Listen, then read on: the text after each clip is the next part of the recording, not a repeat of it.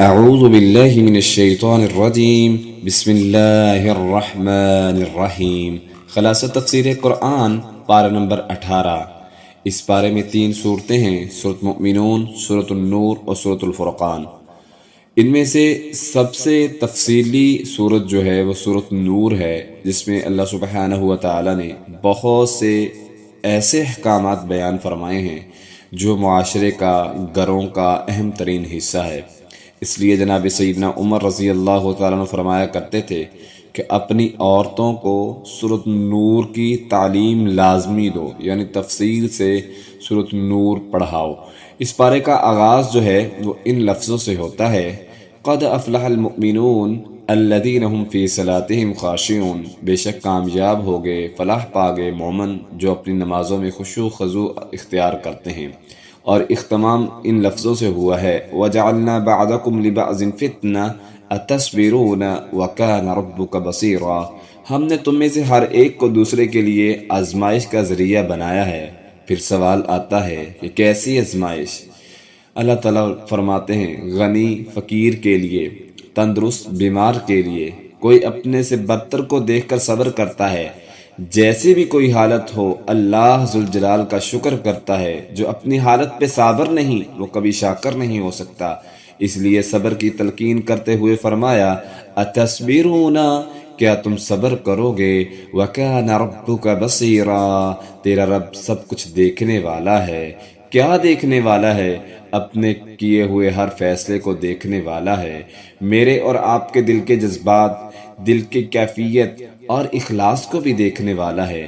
پارے کے آغاز میں نماز اور نماز میں خشوع خضوع کا تذکرہ، پارے کے آخر میں دین کی راہ میں آزمائے جانے کا تذکرہ میرے اور آپ کے لیے پیغام رکھتا ہے: حالات جیسے بھی ہوں، وقت جیسا بھی ہو، مشکلات کے مراحل جیسے بھی ہوں، ہمیشہ ادا کیجئے، نماز ادا کیجئے۔ اسی میں ایمان کی خوبصورتی ہے۔ حقیقی کامیابی بھی اسی کا مقدر ہوگی جس سے فکر رہے، اپنے ایمان کی فکر رہے، اپنے اعمال کی فکر رہے، اللہ کی رضا کو حاصل کرنے کی فکر رہے، دنیا کی بجائے آخرت کی فکر رہے، آخرت میں جنت کو پانے کی فکر رہے، اور اسے قیامت کے دن ذلت و رسوائی سے بچنے کی فکر رہے۔ آئیں اس بارے میں دیکھتے ہیں کہ اللہ سبحانہ و تعالی نے کیا احکامات بیان فرمائے ہیں۔ سورۃ المؤمنون، اس کے آغاز میں مومنین کے اوصاف بیان کیے گئے ہیں۔ آغاز میں اوصاف بیان کرنے کا مقصد یہ ہے کہ جو محمد صلی اللہ علیہ وسلم پر ایمان لائے ان میں یہ اوصاف پیدا ہو جاتے ہیں۔ اگر کوئی شخص سچے دل سے اسلام کو سمجھنا چاہتا ہے تو مسلمانوں کو ان کی خوبیوں کی روشنی میں اسلام کو سمجھنا ہرگز مشکل نہیں۔ دوسری طرف مومنوں کو وصیت کی گئی ہے، یہی طریقہ ہے دنیا میں کامیابی اور آخرت میں جنت حاصل کرنے کا۔ اللہ تعالیٰ نے اوصاف بیان فرمائے: قد افلح المؤمنون، بے شک فلاح پا گئے مومن۔ کامیاب ہونے والوں کی صفات اللہ تعالیٰ نے بیان فرما دی ہیں۔ حقیقی کامیابی اسی شخص کی ہے جس کو اللہ رب العزت کامیاب قرار دے دیں۔ کامیابی، حقیقی کامیابی کے لیے اللہ تعالیٰ نے فرمایا: قد افلح المؤمنون، مومن کامیاب ہو گئے۔ کامیابی کے لیے شرط جو ہے وہ ایمان ہے۔ ایمان، اللہ پر ایمان، رسولوں پر ایمان، کتابوں پر ایمان، آخرت پر ایمان، اور اچھی بری تقدیر پر ایمان، قیامت کے دن اٹھنے پر ایمان۔ یہ دنیا دارالامتحان ہے، اسی میں کامیابی حاصل کرنے کے لیے ایمان لانا بہت ضروری ہے۔ اسی طرح اللہ سبحانہ و تعالی نے آخرت کی کامیابی کی پہلی شرط ایمان کو قرار دے دیا، اور دوسری صفت بیان فرمائی: الذین هم فی صلاتهم خاشعون، وہی جو اپنی نماز میں عاجزی کرنے والے ہیں وہ فلاح پا گئے۔ خشوع نماز کی روح ہے۔ خشوع کی بنیاد پر ہی نماز قبول ہونے کا فیصلہ ہوتا ہے۔ نماز کی درجہ بندی بھی خشوع کے حساب سے ہوتی ہے۔ رسول اللہ صلی اللہ علیہ وسلم نے فرمایا: بے شک آدمی نماز پڑھتا ہے لیکن ممکن اس کو اس کی نماز سے 10واں حصہ یا 9واں حصہ یا 8واں حصہ یا 7واں حصہ ملے، حتیٰ کہ آپ نے آخری عدد تک پہنچ گئے۔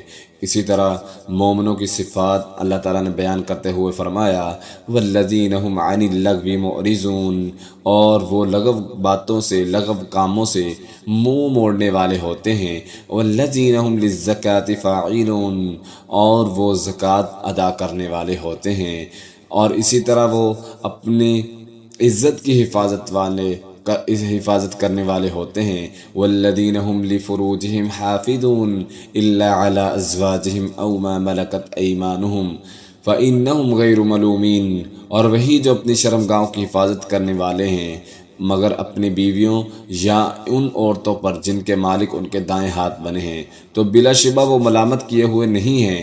پھر جو اس کے سوا کسی اور کی طرف جاتا ہے، کوئی اور راستہ تلاش کرتا ہے، زنا کے اڈوں پر جاتا ہے، گناہ کے ارادے سے اور گناہ کرتا ہے، اللہ تعالیٰ فرماتے ہیں یہی لوگ ہیں جو حد سے تجاوز کرنے والے ہیں۔ اسی طرح زنا کاری کبیرہ گناہوں میں سے ہے، بلکہ اکبر الکبائر میں سے ایک گناہ ہے، اور اس کی سزا دنیا میں ضرور ملتی ہے۔ زنا میں معروف لوگوں سے ایک مسلمان کو نکاح کرنا حرام ہے۔ اسی طرح ایمانت داری اور عہد وعدے کی پاسداری، یہ بھی مومنوں کی صفات اللہ نے بیان فرمائی ہیں۔ والذین هم لاماناتہم وعہدہم راعون، کہ وہ لوگ عہدوں کی پاسداری کرتے ہیں اور ایمانت میں خیانت نہیں کرتے۔ اسی طرح نمازوں کی حفاظت کرنے والے، والذین هم علی صلواتہم یحافظون، اور وہی ہیں جو اپنی نمازوں کی حفاظت کرتے ہیں۔ نماز کی حفاظت کا مطلب کیا ہے؟ اس کی پابندی کرنا، طہارت کا خیال رکھنا، اور نماز پوری شرائط اور آداب سے ادا کرنا۔ اللہ تعالیٰ نے فرمایا دوسری جگہ فویل للمصلین الذین هم عن صلاتهم ساہون الذین هم یراؤون ویمنعون الماعون، پس ہلاکت ہے، بڑی ہلاکت ہے ان نمازیوں کے لیے جو نمازوں میں سستی کرتے ہیں، جو دکھاوا کرتے ہیں۔ تو نماز پڑھتے ہوئے انسان کو یہ گمان ہونا چاہیے کہ میرا رب میرے سامنے ہے اور میں اللہ کے سامنے کھڑا ہوں، دنیا کی کوئی خیالات، دنیا کی کوئی حاجت اس کے سامنے نہ ہو، بس وہ اللہ سے ہم کلام ہو رہا ہے، اس عاجزی کے ساتھ وہ کھڑا ہو اور خشوع خضوع سے جو ہے وہ نماز ادا کرے۔ تمام اوصاف ذکر کرنے کے بعد اللہ تعالیٰ نے فرمایا اولئک هم الوارثون الذین یرثون الفردوس هم فیہا خالدون، جو لوگ یہ کام کرتے ہیں جو پیچھے 8 اوصاف بیان فرمائے ہیں، اللہ فرماتے ہیں یہی لوگ ہیں جو وارث ہیں، جنت الفردوس کے وارث ہیں، اور وہ اس میں ہمیشہ رہیں گے۔ اس کے برعکس دنیا پرست، مال و دولت اور عیش و عشرت کو ہی اپنی کامیابی سمجھتے ہیں جو لوگ، اللہ تعالیٰ ان سے مخاطب ہوتے ہیں اَيَحْسَبُونَ أَنَّمَا نُمِدُّهُم بِهِ مِن مَّالٍ وَبَنِينَ نُسَارِعُ لَهُمْ فِي الْخَيْرَاتِ بَل لَّا يَشْعُرُونَ، کیا وہ گمان کرتے ہیں ہم مال اور بیٹوں میں سے جن چیزوں کے ساتھ ان کی مدد کر رہے ہیں ان کے ذریعے ہم انہیں بلائیاں دینے میں جلدی کر رہے ہیں، بلکہ وہ نہیں سمجھتے۔ بے شک وہ لوگ جو اپنے رب کے خوف سے ڈرنے والے ہیں، اور وہ جو اپنے رب کی آیات پر ایمان رکھتے ہیں، اور وہ جو اپنے رب کے ساتھ شریک نہیں کرتے، اور وہ کہ انہوں نے جو کچھ دیا اس حال میں دیتے ہیں کہ ان کے دل ڈرنے والے ہوتے ہیں، یقیناً وہ اپنے رب کی طرف لوٹنے والے ہیں۔ یہ لوگ ہیں جو بلائیاں حاصل کرنے میں جلدی کرتے ہیں اور یہی ان کی طرف آگے نکلنے والے ہیں۔ اسی طرح اللہ سبحانہ و تعالیٰ نے انسانی تخلیق کے مراحل کو بیان فرمایا۔ رحم مادر میں بچہ جن حالتوں اور کیفیتوں سے گزر کر ایک بچہ بنتا ہے، اللہ تعالیٰ نے وہ تفصیل سے بیان فرمایا وَلَقَدْ خَلَقْنَا الْإِنسَانَ مِنْ سُلَالَةٍ مِّن طِينٍ ثُمَّ جَعَلْنَاهُ نُطْفَةً فِي قَرَارٍ مَّكِينٍ ثُمَّ خَلَقْنَا النُّطْفَةَ عَلَقَةً فَخَلَقْنَا الْعَلَقَةَ مُضْغَةً فَخَلَقْنَا الْمُضْغَةَ عِظَامًا فَكَسَوْنَا الْعِظَامَ لَحْمًا ثُمَّ أَنشَأْنَاهُ خَلْقًا آخَرَ فَتَبَارَكَ اللَّهُ أَحْسَنُ الْخَالِقِينَ۔ اللہ فرماتے ہیں بلا شبہ یقیناً ہم نے انسان کو حقیر مٹی کے ایک خلاصے سے پیدا کیا، پھر ہم نے اسے ایک قطرہ بنا کر ایک محفوظ ٹکانے میں رکھا، پھر ہم نے اس قطرے کو ایک جمع ہوا خون بنایا، پھر ہم نے اس کو جمے ہوئے خون کو ایک بوٹی بنایا، پھر اس بوٹی کو ہڈیاں بنایا، پھر ہم نے ان ہڈیوں کو کچھ گوشت بنایا، پھر ہم نے اسے ایک صورت میں پیدا کیا، سو بہت برکت والا ہے اللہ جو بنانے والا ہے وہ سب سے اچھا ہے، بے شک تم اس کے بعد ضرور مرنے والے ہو اور بے شک قیامت کے دن اٹھائے جاؤ گے۔ رسول اللہ صلی اللہ علیہ وسلم نے فرمایا، تم میں سے ہر ایک کا مادہ تخلیق 40 دن تک اس کی ماں کے پیٹ میں اکٹھا کیا جاتا ہے، پھر وہ اتنی مدت 40 دن کے لیے علقہ رہتا ہے، پھر اتنی مدت کے بعد مضغہ کی شکل میں رہتا ہے، پھر اللہ تعالیٰ فرشتے کو بھیجتا ہے جو اس میں روح پھونکتا ہے اور اسے 4 باتوں کا حکم دیتا ہے، اس کا رزق، اس کی عمر، اس کا عمل اور یہ کہ وہ خوش نصیب ہوگا یا بد نصیب لکھ دیا جاتا ہے۔ اللہ تعالیٰ نے دنیا میں ہمیں صرف پیدا ہی نہیں کیا بلکہ ہماری ضروریات بھی مہیا کی ہیں۔ انسان کی کوئی ضرورت ایسی نہیں جسے اللہ تعالیٰ نے پورا کرنے کا انتظام نہ کیا ہو۔ اللہ تعالیٰ فرماتے ہیں وَلَقَدْ خَلَقْنَا فَوْقَكُمْ سَبْعَ طَرَائِقَ وَمَا كُنَّا عَنِ الْخَلْقِ غَافِلِينَ وَأَنزَلْنَا مِنَ السَّمَاءِ مَاءً بِقَدَرٍ فَأَسْكَنَّاهُ فِي الْأَرْضِ وَإِنَّا عَلَى ذَهَابٍ بِهِ لَقَادِرُونَ۔ بلا شبہ یقیناً ہم نے تمہارے اوپر 7 راستے بنائے اور ہم کبھی مخلوق سے غافل نہیں، اور ہم نے آسمان سے ایک اندازے کے ساتھ کچھ پانی اتارا، پھر اسے زمین میں ٹھہرایا، اور یقیناً ہم اسے کسی بھی طرح لے جانے پر ضرور قادر ہیں۔ پھر ہم نے تمہارے لیے اس کے ساتھ کھجوروں انگورے کے کئی باغ پیدا کیے، اس کے ساتھ ہم نے تمہارے لیے لذیذ پھل پیدا کیے۔ اسی طرح اللہ تعالیٰ فرماتے ہیں ہم نے بلا شبہ تمہارے لیے چپاہوں میں یقیناً بہت بڑی عبرت رکھی ہے، ہم تمہیں اس میں سے جو ان کے پیٹوں میں ہیں پلاتے ہیں، اور تمہارے لیے ان میں بہت سے فائدے ہیں، انہیں تم کھاتے بھی ہو اور انہی پر تم کشتیاں پر سوار ہو کر جاتے بھی ہو۔ اسی طرح اللہ تعالیٰ نے انبیاء کرام کے قصے بیان فرمائے ہیں۔ جس طرح اللہ تعالیٰ نے انسان کے جسم کو زندہ رکھنے کے لیے اس کی ضرورت کی ہر چیز پیدا کی ہے، اسی طرح انسان کی روح کی ضرورت کے لیے ہدایت کا بندوبست کیا ہے، اور اس کے لیے انبیاء کرام کو اللہ تعالیٰ نے مبعوث فرمایا ہے۔ جب لوگوں نے انبیاء کی دعوت کو جھٹلایا تو اللہ تعالیٰ نے ان پر عذاب مسلط کر دیا، جیسا کہ آپ پچھلے پاروں میں سن آئے ہیں کہ کس طرح اللہ تعالیٰ نے قوم نوح کو تباہ و برباد کیا، اسی طرح فرعون کو کس طرح اللہ تعالیٰ نے غرق کیا۔ اسی طرح اللہ تعالیٰ نے اس بارے میں یہ فرما دیا کہ تمام انبیاء کا دین ایک ہی ہے، وَإِنَّ هَذِهِ أُمَّتُكُمْ أُمَّةً وَاحِدَةً وَأَنَا رَبُّكُمْ فَاتَّقُونِ۔ بے شک یہ تمہاری امت جو ایک ہی امت ہے اور میں تمہارا رب ہوں، سو مجھ سے ڈرو۔ پھر وہ اپنے معاملے میں آپس میں کئی گروہ ہو کر ٹکڑے ٹکڑے ہو گئے، ہر گروہ کے لوگ اسی پر بہت خوش ہیں جو ان کے پاس ہے، تو انہیں ایک وقت تک ان کی غفلت میں رہنے دے۔ یعنی نوح علیہ السلام سے محمد صلی اللہ علیہ وسلم تک تمام انبیاء کا دین ایک ہی تھا، ان کی دعوت بھی ایک تھی۔ انبیاء کے ماننے والے جو ادیان مختلف بنا لیے ہیں وہ لوگوں کی کارستانی ہے۔ دوسرا اس کا مطلب یہ ہے کہ تمام انبیاء کو ماننے والے ایک جماعت ہیں اور تمام انبیاء کا انکار کرنے والے دوسری جماعت ہیں۔ انبیاء کو ماننے والے رب کی رحمت اور نعمت کے حقدار ہیں، اور کسی نبی کو انکار کرنے والے سزا کے مستحق ہیں۔ اسی طرح مشرکین عرب سے اللہ تعالیٰ خطاب فرماتے ہیں اور انہیں تنبیہ کرتے ہوئے فرماتے ہیں جو رسول اللہ صلی اللہ علیہ وسلم کی مخالفت کر رہے تھے۔ اللہ فرماتے ہیں وَإِنَّ هَذِهِ أُمَّتُكُمْ أُمَّةٌ وَاحِدَةٌ وَأَنَا رَبُّكُمْ فَاتَّقُونِ۔ بے شک یہ تمہاری امت جو ایک ہی امت ہے اور میں تمہارا رب ہوں، سو مجھ سے ڈرو۔ مشرکین کے نہ ماننے کا سبب، ان کے انکار کرنے جھٹلانے کی وجہ یہ ہے کہ آپ کوئی ایسی نئی بات لے کر آئیں جو پچھلے انبیاء کرام نہیں لے کر آئے تھے۔ تو اللہ تعالیٰ فرماتے ہیں وَلَوِ اتَّبَعَ الْحَقُّ أَهْوَاءَهُمْ لَفَسَدَتِ السَّمَاوَاتُ وَالْأَرْضُ۔ اور اگر حق ان کے خواہشوں کے پیچھے چلے تو یقیناً سب آسمان اور زمین جو کوئی ان میں ہے بگڑ جائیں، بلکہ ہم ان کے پاس ان کے لیے نصیحت لے کر آئے ہیں تو وہ ہماری نصیحت سے موڑنے والے ہوتے ہیں۔ اسی طرح اللہ سبحانہ و تعالیٰ نے داعی اسلام کے لیے ایک داعی کے لیے کچھ ہدایات بنائی ہیں۔ آپ انبیاء کے وارث ہیں۔ داعی جیسے کہ حدیث میں آتا ہے العلماء ورثۃ الانبیاء، تو اللہ تعالیٰ نے ایک داعی کے لیے یہ فرض اقرار دیا کہ وہ دین لوگوں تک پہنچائے۔ ٹھیک ہے، لوگ جیسا بھی سلوک کریں، اللہ تعالیٰ نے حکم دیا ادفع باللتی ہی احسن السیئہ نحن اعلم بما یصفون، اس طریقے سے برائی کو ہٹا دو جو سب سے اچھا ہو، ہم سب جاننے والے ہیں جو کچھ وہ بیان کرتے ہیں۔ یعنی آپ نے لوگوں کی باتوں کی پرواہ نہیں کرنی، بلکہ احسن طریقے کے ساتھ برائی کو ختم کرنا ہے اور لوگوں تک ہمارا پیغام پہنچانا ہے۔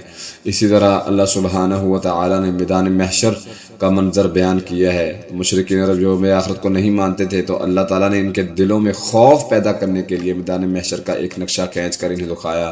فرمایا فَإِذَا نُفِخَ فِي الصُّورِ فَلَا أَنْسَابَ بَيْنَهُمْ يَوْمَئِذٍ وَلَا يَتَسَاءَلُونَ فمن ثقلت موازینہ فأولئک هم المفلحون ومن خفت موازینہ فأولئک الذین خسروا انفسهم فی جہنم خالدون۔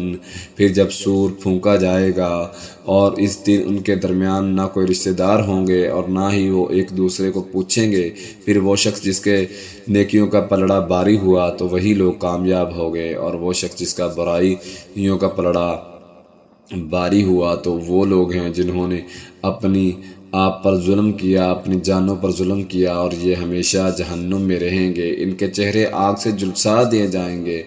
یہ وہ لوگ ہوں گے جو ہماری آیات کا انکار کرتے تھے۔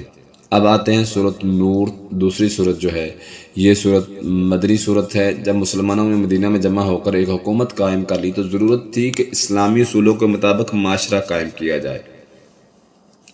یہ سورت 6 ہجری غزوہ بنی مصطلق کے بعد نازل ہوئی۔ اس غزوہ سے واپسی پر ایک بہت ہی اہم واقعہ پیش آیا۔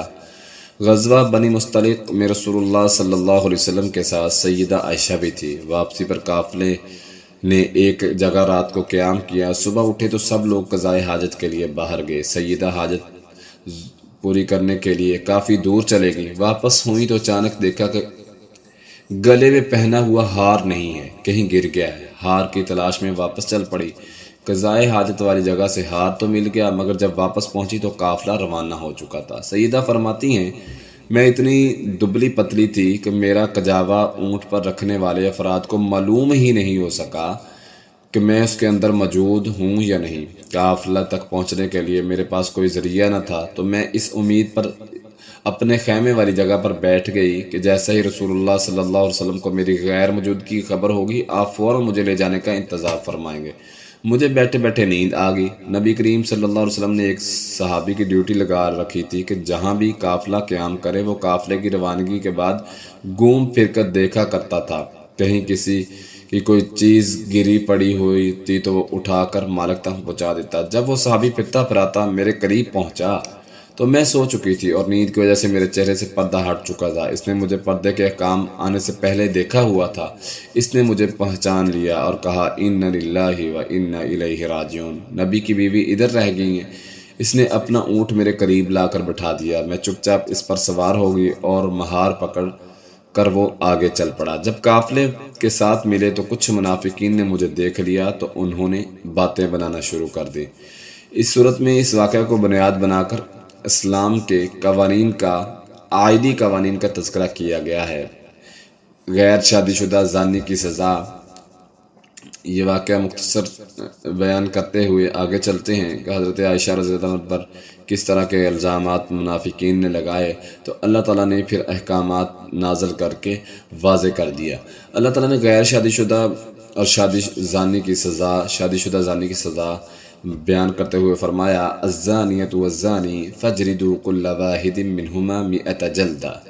اللہ فرماتے ہیں جو زنا کرنے والی عورت اور جو زنا کرنے والا مرد، دونوں میں سے ہر ایک کو 100 کوڑے مارو، اور تمہیں ان کے متعلق اللہ کے دین میں کوئی نرمی نہ پکڑے، یعنی کسی کی سفارش نہیں چلے گی۔ حدود قائم کرتے ہوئے ان چیز کا خاص خیال رکھا جائے کہ حدود کے نفاذ میں اگر نرمی اختیار کریں گے تو اللہ تعالیٰ کا عذاب پھر آ جائے گا۔ اللہ تعالیٰ فرماتے ہیں اگر تم اللہ اور یوم آخرت پر ایمان رکھتے ہو اور لازم ہے کہ ان کی سزا کے وقت مومنوں کی ایک جماعت موجود ہو، یہ سزا ان لوگوں کے لیے ہے جو غیر شادی شدہ ہیں اور اس کا برائی کا ارتکاب کر لیں۔ صحیح حدیث میں کے مطابق جو شخص شادی شدہ ہونے کے باوجود زنا کا مرتکب ہو، اسے ایک جگہ پر باندھ کر زمین میں گاڑ کر پتھر مار مار کے رجم کر دیا جائے، ختم کیا جائے، کیونکہ اس نے نفسیاتی خواہش کے ہاتھوں مجبور ہو کر یہ حرکت نہیں کی۔ اس کے پاس اپنی نفس کی خواہشات پوری کرنے کے لیے بیوی تھی، اس کے باوجود اگر اس نے یہ حرکت کی ہے تو یہ سراسر فساد فی الارض ہے اور بغاوت کے زمرے میں آتا ہے۔ اس کی سزا ہر معاشرے میں یہی رہی ہے کہ اس کو رجم کیا جائے۔ اسی طرح مشہور زانی سے نکاح حرام ہے۔ زانی گندا ہوتا ہے اور معاشرے کو گندا کرنے کا سبب ہے، لہٰذا اسے نکاح میں لائیں گے تو اپنے گھر اور نسل کو خراب کر لیں گے، اس لیے ایک مسلمان کو اس سے نکاح حرام قرار دیا۔ الزانی لا ينکح الا زانیۃ او مشرکہ والزانیۃ لا ينکحها الا زان او مشرک۔ زانی مرد نکاح نہیں کرے گا مگر کسی زانیہ عورت سے یا کسی مشرکہ سے، اور زانیہ عورت اس سے نکاح نہیں کرے گی مگر کوئی زانی یا مشرک، اور یہ کام ایمان والوں پر حرام کر دیا گیا ہے۔ اس آیت میں زنا اور شرک کو برابر قرار دیا گیا ہے، لہذا زانی اور مشرک سے شادی نہیں کرنی چاہیے، کیونکہ یہ کام ایمان والوں پر اللہ نے حرام کر دیا ہے۔ اسی طرح پاک دامن عورتوں پر تہمت لگانے کی سزا۔ اب یہ سیدہ عائشہ رضی اللہ عنہ کا واقعہ اس میں دوبارہ دہرایا جائے گا۔ زنا کرنا اور اس کی سزا بہت بڑے اقدام ہے، اس میں عزت اور جان تک چلی جاتی ہے، اس لیے زنا ثابت کرنے کے لیے اسلام نے بہت زیادہ احتیاط کی ہے، اور اس احتیاط کے بغیر اگر کوئی شخص کسی پر زنا کی تہمت لگائے تو تہمت لگانے والے کو سزا دی جائے گی۔ اللہ تعالیٰ فرماتے ہیں والذین یرمون المحصنات ثم لم یأتوا بأربعة شہداء فاجلدوهم 80 جلدہ ولا تقبلوا لهم شہادة ابدا واولئک هم الفاسقون۔ اور وہ لوگ جو پاک دامن عورتوں پر تہمت لگائیں پھر 4 گواہ نہ لائیں تو انہیں 80 کوڑے مارو اور ان کی کوئی گواہی قبول نہ کرو، اور وہی نافرمان لوگ ہیں، مگر جو لوگ اس کے بعد توبہ کریں اور اصلاح کر لیں یقیناً بے شک اللہ تعالیٰ معاف کرنے والا ہے۔ اس کا مطلب یہ ہے کہ اگر کسی کے پاس جرم ثابت کرنے کے لیے اسلام نے جو طریقہ واضح کیا ہے وہ مکمل نہیں ہوتا، یعنی 4 گواہ نہیں لاتا، تو اس کو سزا دی جائے گی اگر وہ جھوٹا ہے۔ اگر وہ 4 گواہ لے آتا ہے تو پھر دوسرا گناہ کرنے والا اس پر حد کو نافذ کیا جائے گا۔ اسی طرح اللہ سبحانہ و تعالیٰ نے خاوند اپنی بیوی پر تہمت نہ لگائے، یہ چیزیں بیان فرمائی ہیں۔ خاوند کا معاملہ عام لوگوں سے مختلف ہے۔ عام شخص کو دوسروں سے وہ تعلق نہیں ہوتا جو خاوند کا اپنی بیوی سے ہوتا ہے، اس لیے دیکھ لینے کے بعد وہ کبھی بھی یہ پسند نہیں کرے گا کہ وہ زانیہ عورت کے ساتھ بقیہ زندگی اپنی گزارے، اس لیے شریعت نے اس کا بھی اصول بیان فرما دیا۔ والذین یرمون ازواجہم ولم یکن لہم شہداء الا انفسہم فشہادۃ 4۔ اللہ تعالیٰ نے فرمایا اور جو لوگ اپنی بیویوں پر تہمت لگائیں اور ان کے پاس کوئی گواہ نہ ہوں مگر وہ خود ہی، تو ان میں سے ہر ایک کی شہادت اللہ کی قسم کے ساتھ 4 شہادتیں ہیں، یعنی وہ اللہ کی قسم کھائے گا اور 4 شہادتیں 4 گواہ پیش کرے گا، بلا شبہ یقیناً وہ سچوں میں سے ہے۔ اور 5واں یہ ہے کہ اس پر اللہ کی لعنت ہو، یعنی وہ 4 قسمیں کھائے گا اور کہے گا کہ اگر میں جھوٹا ہوا تو مجھ پر اللہ کی لعنت ہو، اور اس عورت سے سزا کو یہ بات ہٹائے گی کہ وہ اللہ کی قسم کے ساتھ 4 شہادتیں دے کر بلا شبہ یقیناً وہ مرد جھوٹوں سے ہے۔ اور 5واں یہ کہ اس عورت پر اللہ کا غضب ہو اگر وہ مرد سچوں میں سے ہے، یعنی سارا انداز بیان فرما دیا کہ قسم کس طرح کھائے گا، اور قسمیں کھا کے کہے گا آخری دفعہ کہ مجھ پر اگر میں سچا ہوں، اگر یہ سچی ہے تو اس پر، اگر میں جھوٹا ہوں تو مجھ پر اللہ کا غضب ہو، جو بھی دونوں میں سے جھوٹا ہے اس پر اللہ کا غضب ہو۔ اب آتے ہیں سیدہ عائشہ رضی اللہ تعالیٰ عنہ کے واقعہ کے تفصیل کے طرف۔ سیدہ عائشہ پر جب تہمت لگائی گئی بلکہ مدینہ میں خوب پھیلائی گئی، چند ایک سچے مسلمان بھی اس میں ملوث ہو گئے، انہوں نے بات سنی اور آگے بیان کر دی۔ اس پر تبصرہ کرتے ہوئے اللہ تعالیٰ نے فرمایا ان الذين جاءوا بالافك عصبة منكم لا تحسبوه شرا لكم بل هو خير لكم۔ بے شک وہ لوگ جو یہ بہتان لائے ہیں وہ تمہیں سے ایک گروہ ہیں، اسے اپنے لیے برا مت سمجھو بلکہ یہ تمہارے لیے بہتر ہے۔ ان میں سے ہر آدمی کے لیے گناہ میں سے وہ ہے جو اس نے گناہ کمایا، اور ان میں سے جو اس کے بڑے حصے کا ذمہ دار بنا اس کے لیے بہت بڑا عذاب ہے، کیونکہ جو مومن ہوتا ہے وہ ہمیشہ بات کی تصدیق کرنے والا ہوتا ہے۔ منافق جو ہے ان کا کام ہی یہ ہوتا ہے کہ وہ زمین میں فساد پھیلائیں۔ اگر وہ سچے ہوتے تو لازماً 4 گواہ پیش کرتے۔ جب انہوں نے اپنی بات پر کوئی گواہی پیش نہ کی تو اے مسلمانوں، تمہیں ایسی بات ہرگز نہیں کہنی چاہیے۔ اللہ تعالیٰ فرماتے ہیں جس پر تو نہ تو کوئی گواہ ہے اور نہ ہی کوئی علم ہے، تم اس معمولی بات سمجھ کر کرتے رہے ہو، جبکہ اللہ کے ہاں کسی پر تہمت لگانا بہت بڑی بات ہے۔ پھر فرمایا وَلَوْلَا إِذْ سَمِعْتُمُوهُ قُلْتُمْ مَا يَكُونُ لَنَا أَن نَّتَكَلَّمَ بِهَٰذَا سُبْحَانَكَ هَٰذَا بُهْتَانٌ مُّبِينٌ، اور کیوں نہ جب تم نے اسے سنا تو کہا ہمارا حق نہیں ہے کہ ہم اس کے ساتھ کلام کریں، تو پاک ہے، یہ بہت بڑا بہتان ہے۔ یعنی سیدہ عائشہ رضی اللہ تعالیٰ پر جب بہتان لگایا گیا تو اللہ تعالیٰ نے بہتان لگالوں کی بہتان تہمت لگانے والوں کے بارے میں بتا دیا کہ یہ بہت بڑا گناہ ہے تہمت لگانا۔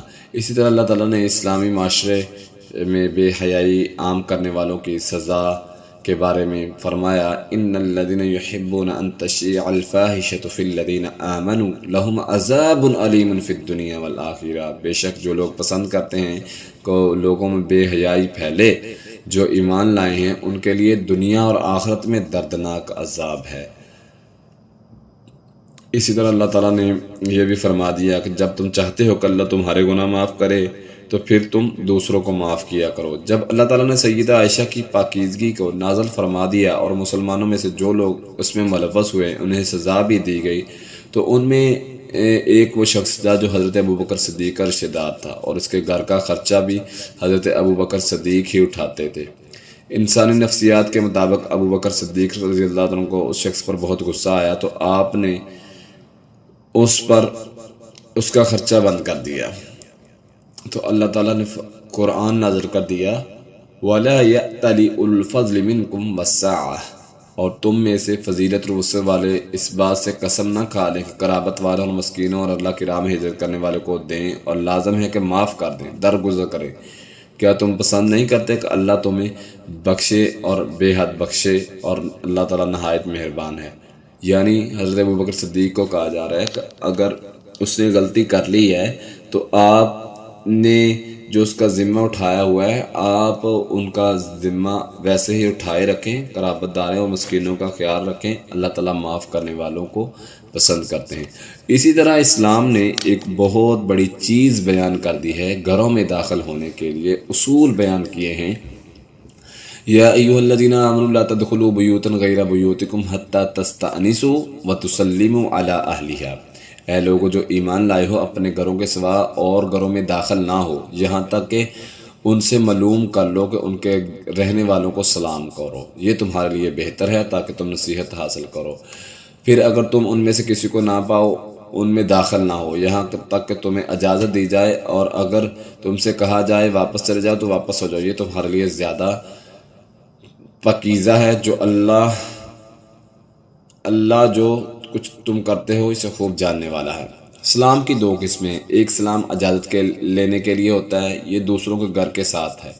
دوسری قسم ہے کہ اپنے گھر دوسروں کے گھر سب میں داخل ہوتے وقت کرنا۔ نبی کریم صلی اللہ علیہ وسلم نے فرمایا جب کوئی شخص اپنے گھر میں داخل ہو اور گھر میں داخل ہوتے وقت کھانا شروع کرتے وقت اللہ کا نام لے تو شیطان کہتا ہے یہاں پر تمہارا ٹھہرنا اور کھانا کھانے کی جگہ نہیں ہے۔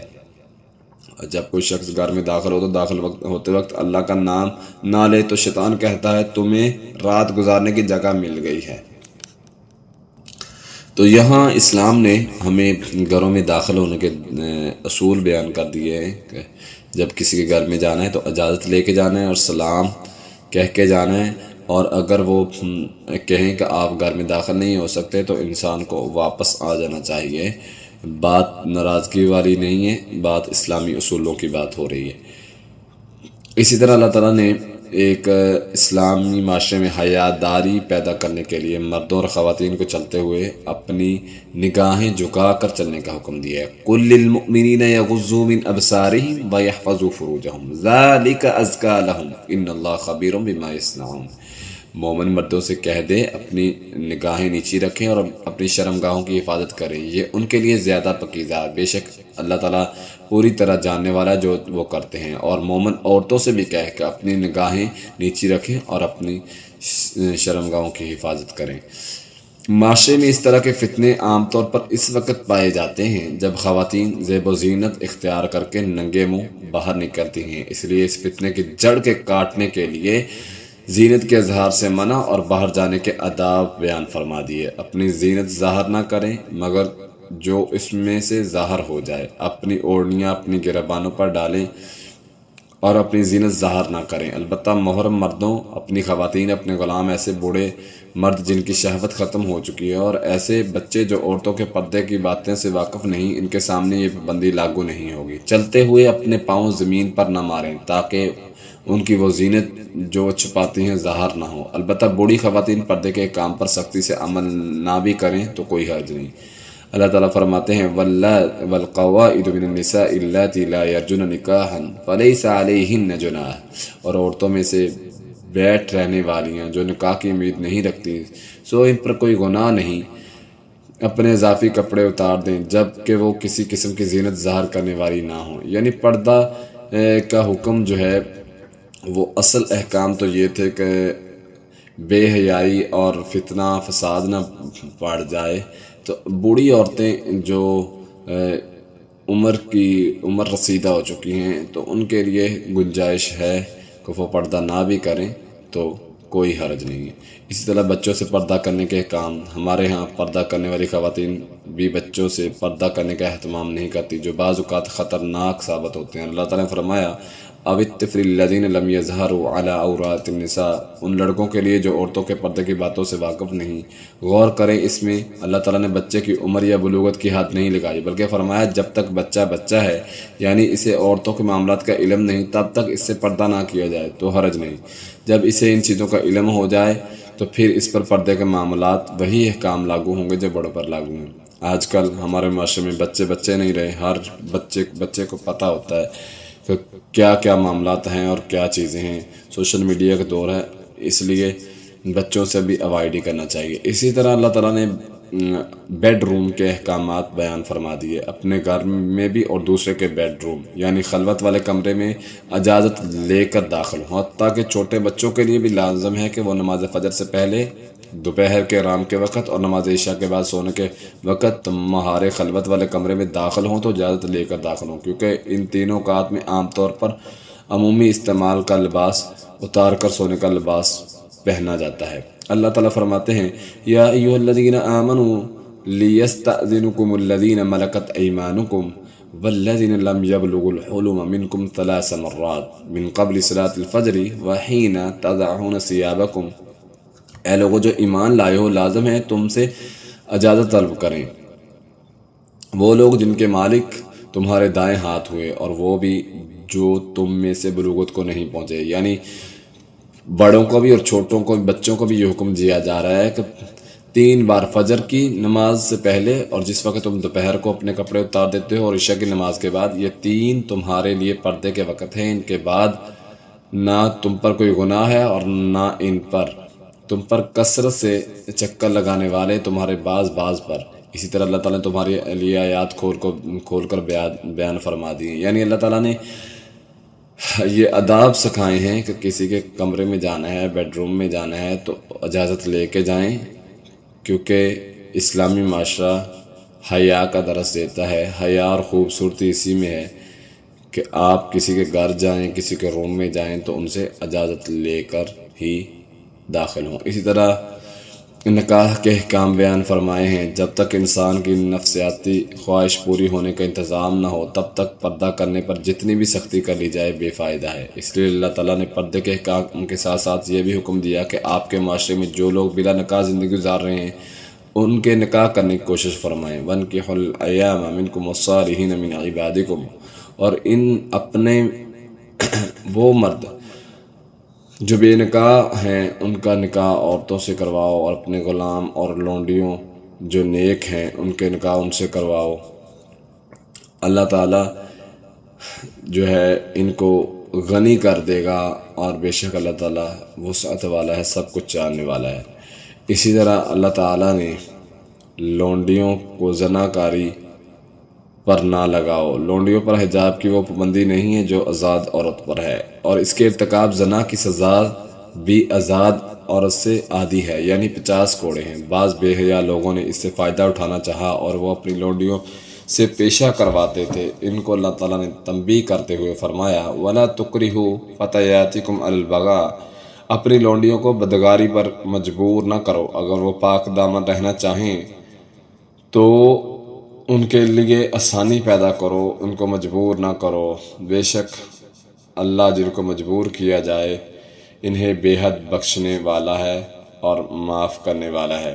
اسی طرح اللہ سبحانہ و تعالیٰ نے مومن اور مسجد کی عظمت کو بیان فرمایا ہے، فی بیوت اذن اللہ ان ترفع ویذکر فیہا اسمہ یسبح لہ فیہا بالغدو والآصال رجال لا تلہیہم تجارت ولا بیع عن ذکر اللہ، ان عظیم گھروں میں جن کے بارے میں اللہ نے حکم دیا ہے کہ وہ بلند کیے جائیں اور ان میں سے اس کا نام یاد کیا جائے، اس کی تسبیح بیان کرتے ہیں ان میں سے صبح شام، یعنی مومن جو ہوتا ہے اللہ تعالیٰ فرماتے ہیں وہ تجارت کرتے ہوئے، اپنے کام پہ جاتے ہوئے اللہ کے ذکر سے غافل نہیں ہوتے، نماز کی پابندی ادا کرتے ہیں اور زکوٰۃ ادا کرتے ہیں، اور ان کے دل اور ان کی آنکھیں ہمیشہ اللہ سے ڈرتی رہتی ہیں۔ اللہ تعالیٰ پھر ان کو بدلے میں اچھا انعامات دیتے ہیں اور اچھا بدلہ دیتے ہیں اپنے فضل سے۔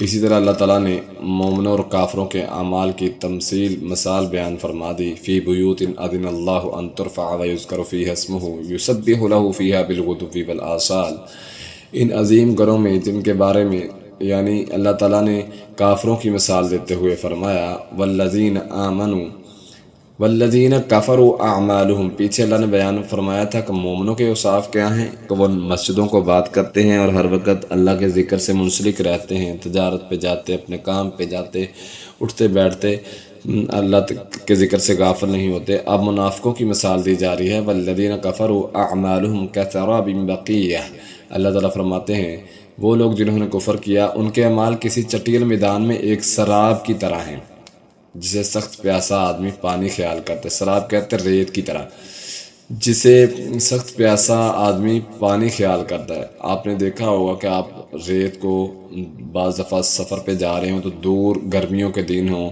سڑک پہ دور سے دیکھیں گے تو ایسا لگتا ہے جیسے وہاں پہ پانی ہے۔